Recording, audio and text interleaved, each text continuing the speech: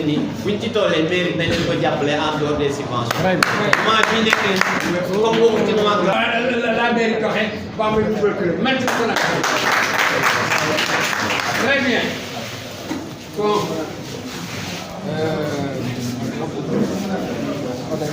monsieur le maire kontaan nañu bu baax Babou Gaye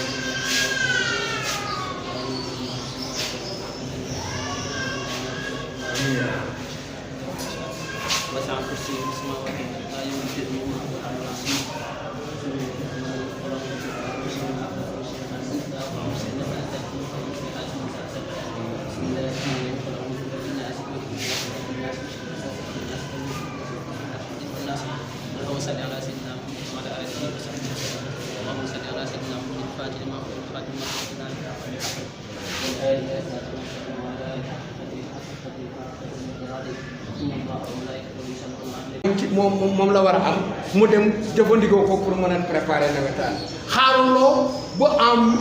ba ñu tàmbali am ay jafe-jafe nga door leen koo jox déedéet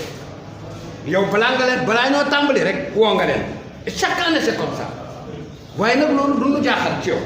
lu tax du ñu jaaxal ci yow d'abord vous êtes un grand sportif gars yi am na ñu bari xamuñ ne monsieur le maire c'est un grand sportif day def entraînement day def footing day def lépp man nag mënuma ko waaye moom dana ko def ba pare c'est un homme culturel grand culturel loo xam ne lu nekk lu am solo la kon soo defalee xale yi lii at ma jot nga defal leen du ñu jaaxal ñu ngi lay sant xale yaa ngi lay sant ñu ngi lay gërëm di la ñaanal yàlla fi nga bëgg a àgg yàlla la suñu borom àggale di jaay ci yéen xale yi tam yàlla leen yàlla def mag kenn ku ci nekk foo muy yëngu yal na ko yàlla jàppandeel bu nekkee day jàng yal na ko yàlla may ay diplôme su nekkee ne leneen ak leneen la yal na ko ci yàlla dimbali ñu ngi gërëm la presse Matar Mar est là Bambey TV mu ngi nii moom itam ñëw na kon nag chronogramme bi c'est très rapide monsieur le maire Badara Gaye président commission sport la ñuy jox représentant jaune représentant ASC représentant jiite nuyoo bi monsieur le maire de la commune de Bambey nuyu madame Mbaye la directrice départementale des sports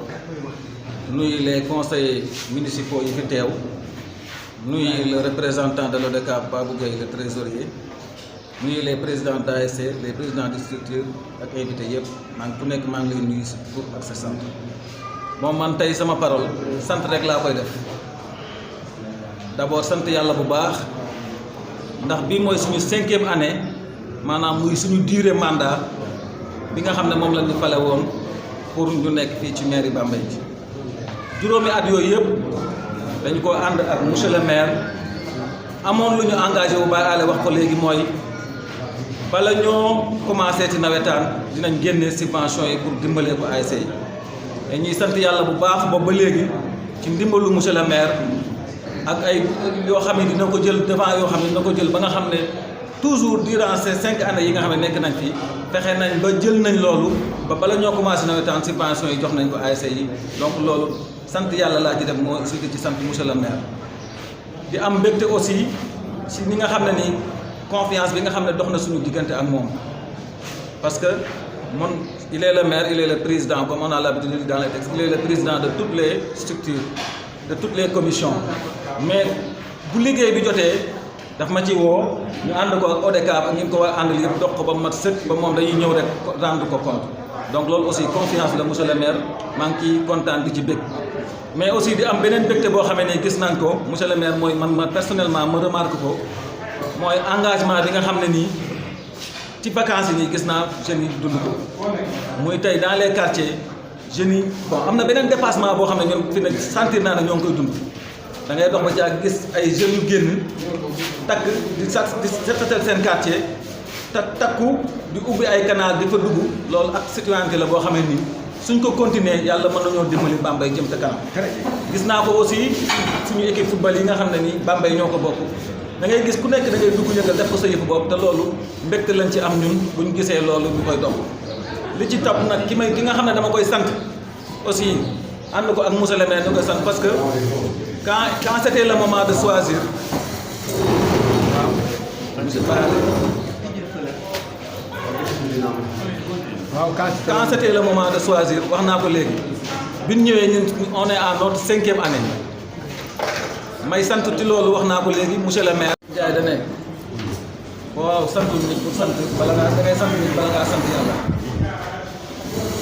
man ak monsieur le maire ak conseil yi fi teew yëpp quand c'était le moment dañoo amoon confiance koo xam ne nii dama bëgg a sant madame la présidente Aïda Mbodj parce que bi ñu tollee ci choisir. daf ñoo choisir ñun conseil yi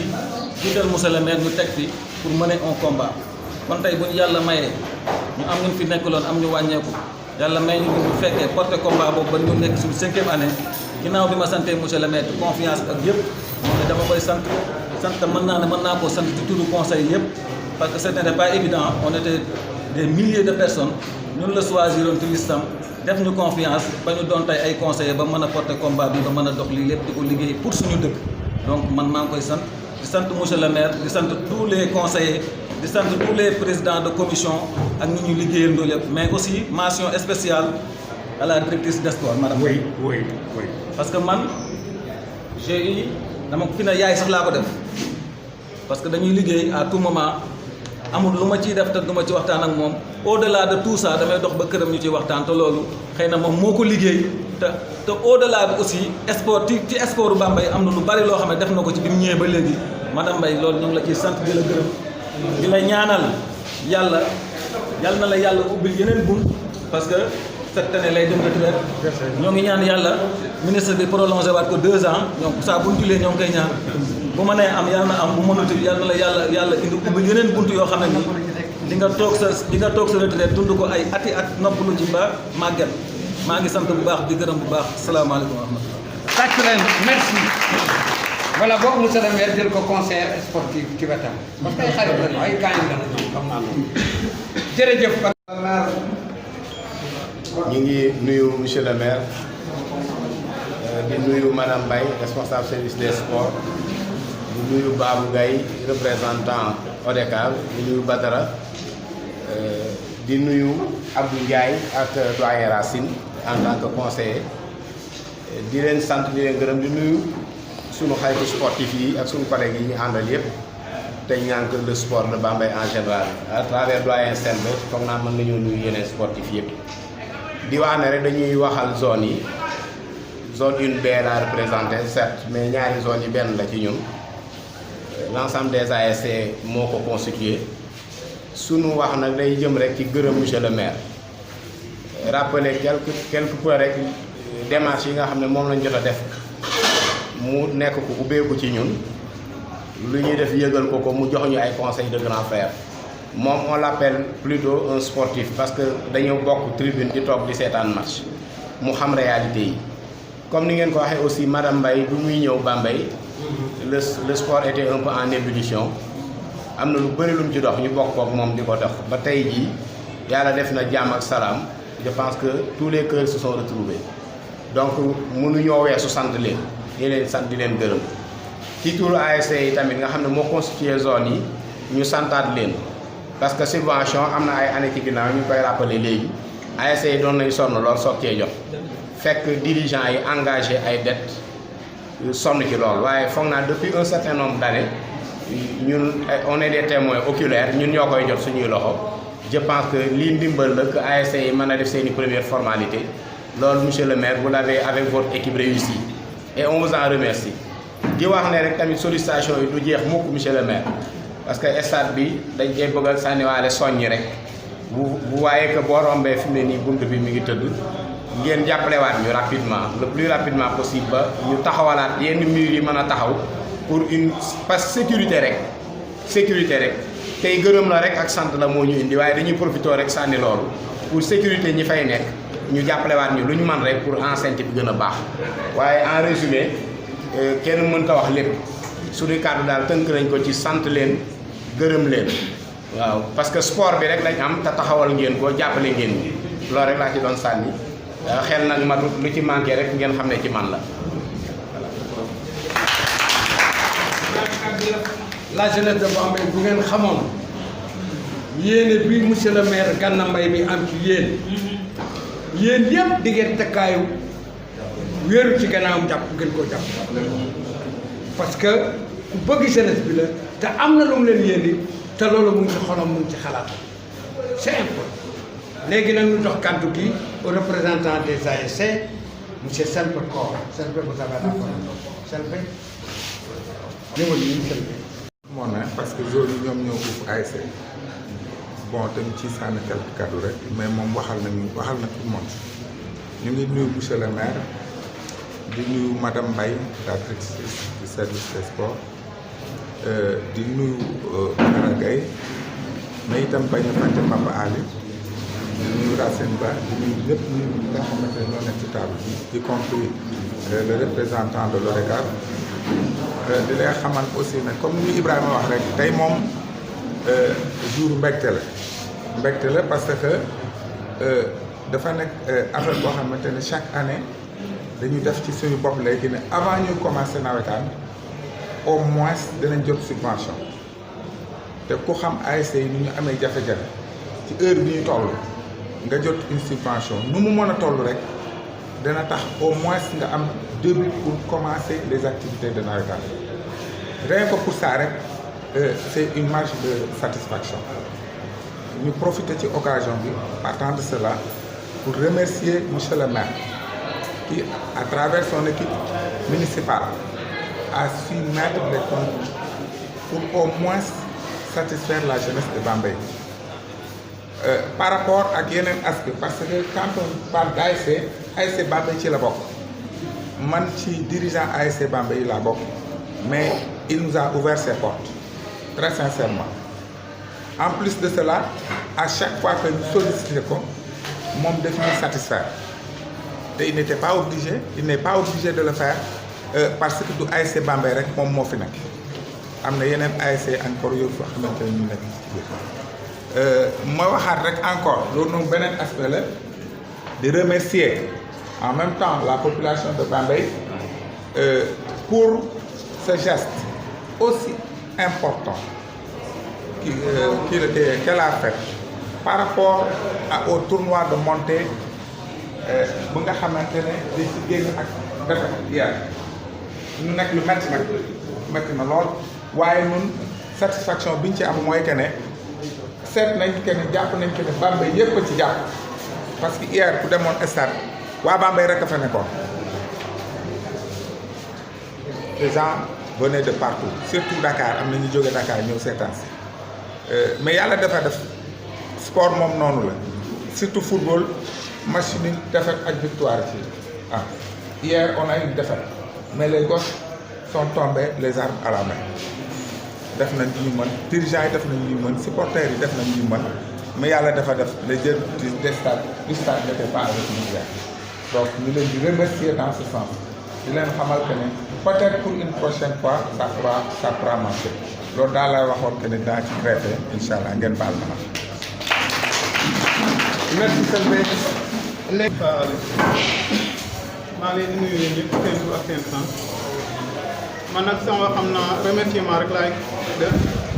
ak benn appel bu ma bëgg a lancer rek remerciement bi muy commencé ci ASC yi nga xam ne ñoom ñoo ci teew tey par le biais de leur président et de leur secrétaire di remercier aussi les autres structures qui sont là rien d'autre que pour cette belle initiative appelée par monsieur le maire de la commune de Bambey, en l'occurrence Gana. Vraiment Gana ñu ngi lay remercier bu baax a baax. Pour wax la nag man maa représenté Déthié parce que Déthié est empêché à la dernière minute. moom bëggoon nañu waaye finalement il est tenu par la préparation des classes parce que tey lañu war a def donc loolu donc di la remercier bu baax a baax gis nañu bu baax di nga taxaw ASC Bambey yi mën nañoo wax ne ba nga ñëwee ba léegi depuis les 5 ans que Badara a dit subvention mës a tardé. gars yi dem leen s'il vous plaît s'il vous plaît. donc ba nga ñëwee ba léegi 5 ans yi fi des kenn mënut a taxaw ne subvention yi mës nañoo tardé donc ci loolu vraiment ñu ngi la ciy remercier bu baax a baax donc mënuñoo ñàkk a remercier aussi notre maman qui est là muy madame Mbaye vraiment depuis ba mu ñëwee fii ba léegi aussi elle nous a bien accompagné fu problème am rek au niveau de Bambey taxaw na fa régler ko du point de vue sport donc madame vraiment ñu ngi lay remercier bu baax a baax donc Badara aussi mën ma koo ñàkk a remercier parce que gis nañu bu baax a baax la muy daj ci subvention yi moom mooy def appel di woote di kii di ànd ak waa ODCAV vraiment fépp fu ñu war a dem ñu dem fa Badara aussi waa ODCAV ñu ngi lay remercier bu baax a baax pour dëj yi donc man maa guddal wax ji vraiment je vous remercie infiniment bravo monsieur le maire vraiment kontaan nañu bu baax a baax. Bon a fait une entorse au protocole bon nu ngi gërëm gox BFM bu baax ak presse bépp léegi nag ñu jox kàddu gi sunu doom Inco waaw merci. merci Pa Alex bismillahi mina shaytaani rajiim bismillahi rahmaani rahiim maa ngi nuyu monsieur le maire ak ñi ci table bi yëpp di nuyu aussi les amis sportifs te li tax ma wax tey moom ndaje sportif bu may duñ dajee di wax te du ma jël par wax ci à plus forte raison sama ASC di représenter la région pour les phases nationales ba fi may waxee ni tembe amul benn autorité à part la ligue représentée ici par Sandoumbe bu ñu jàppale bu ñuy wax ñu sant monsieur le maire dëgg la ñu koy gërëm dëgg la mais bu ñu bëggee football bi dox dafa am loo xam te mooy jiitu ci loolu dem li del BFC day kon mooy di réperté ko bu ñu dem finale phase régionale amul benn autorité bu ñu jàppale 1 franc te dem nañ jël ko 1 franc benn équipe bu def naa ne tey subvention yi ñuy génne dañoo waroon génne budget pour ASC Bambey bi dem suñu naataa nga yóbbu ay 9 millions di yóbbu ay 6 millions 7 millions genre su mun benn autorité bu leen jàpp def naa la loolu taxul football jëm kanam loolu laa waxoon dama koy wax ci ñëpp ñu taxaw ñëpp ma wax ko parce que raayante bi baax na deflante bi baax na waaye 100 000 francs benn ndekki la ñuy defal ku war a defee 15 jours bu ñu joxee 100 000 francs benn lañ ciy ndekki mu jeex monsieur le maire dëgg la recevoir nga ñu nee nga di ñu boole ceer wala sa bopp mais wartoon génn sa poche daa waroon génn ci budget maire sport ndax compétence décentralisée la dafa war a bëri ci budget bii ne Zarsum kat bu doon nangam li sax parce que 100 000 francs mu ko ndekkee mu jeex ñun ñu rek ku ne 100 000 francs la joxe waa Zarsum donc defe naa ne loolu du noonu lu rafet ci sport doonu lu koy doxal maa ngi leen sant di leen gërëm. Depuis son affectation à Bambey, monsieur le maire gère ses fonctions d'une manière efficace, madame Mbaye.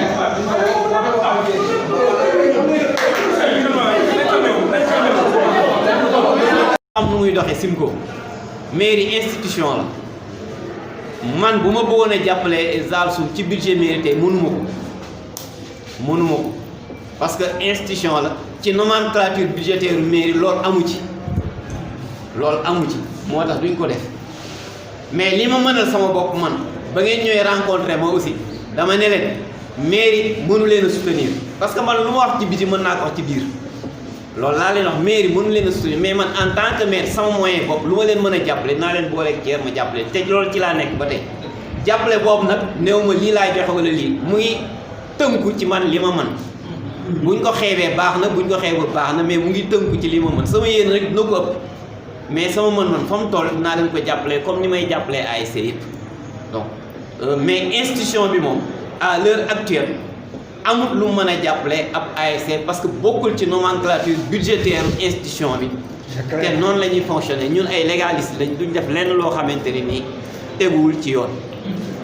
donc autorités yi aussi autorités yi ñun duñu def jël défense benn autorité ñun suñu défense bopp la ñuy jël en tout cas ñun ku ñu yëgal lañ ca mën dinañ ko def ku ñu yëgal lañ ca mën dinañ ko def muy Zarsum wala beneen ASC mais nag xam nga bi ñuy jël parole yow tu n'étais pas programmé pour parler mais jiital démocratie ak échange moo tax ñu jox la parole pour nga wax li la naqari mais il y a une manière de parler aux gens il y a une manière de parler fii tout le monde se respecte nous tous nous sommes d'égale dignité que ça soit maire ak conseiller ak je le tiens fii loolu amu fi citoyen moo fi am te entre Bambey waa entre citoyen on doit cultiver le respect entre nous parce que respect ci la lépp xej je pense que nit ki mën nga wax li la naqari ci biir nit te doo offensé kenn parce que loolu la ñu yare ñun waa Bambey ñun ñëpp. maa ngi nuyu ku si nekk sa tur ak sa sant di yéex sama ngërëm auprès de monsieur le maire mi nga xamante ne bi ma fi ñëwee ba léegi def naa ko 6 ans 5 ans yi nga xamante ne liggéeyandoo nañ amul benn année boo xamante ne def moo formation te formation bi maa ko def ci volley def ko ci basket yi ci des ma def ko ci football donc day football tey ji bu amee une émergence bu kenn négliger ces formations man dama ne fi ñu toll nii ku mën a wax techniquement football day fekk nga am une formation requise pour nga mën a wax lan moo jëmale sport kanam di ko gërëm